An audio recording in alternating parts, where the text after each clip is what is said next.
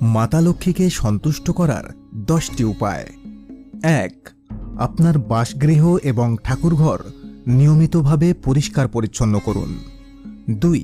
মাতা লক্ষ্মীর ছবি বা বিগ্রহে প্রতিদিন লাল ফুল নিবেদন করুন। 3. মাতা লক্ষ্মীকে প্রতিদিন সুমিষ্ট ফল, ক্ষীর এবং নারকেল নাড়ু নিবেদন করুন। 4. মাতা লক্ষ্মীর সামনে বসে প্রতিদিন অন্তত 3 বার কনকধারা স্তোত্র পাঠ করুন। 5. একটি অশ্বত্থ পাতায় রাম নাম লিখে কোনো হনুমান মন্দিরে রেখে আসুন। 6. 5টি গোলমরিচ নিজের মাথায় ঘুরিয়ে নামিয়ে রাখুন, এতে মা লক্ষ্মী সন্তুষ্ট হন। 7. প্রতি বৃহস্পতিবার বিশেষভাবে মা লক্ষ্মীর পুজো করুন। 8.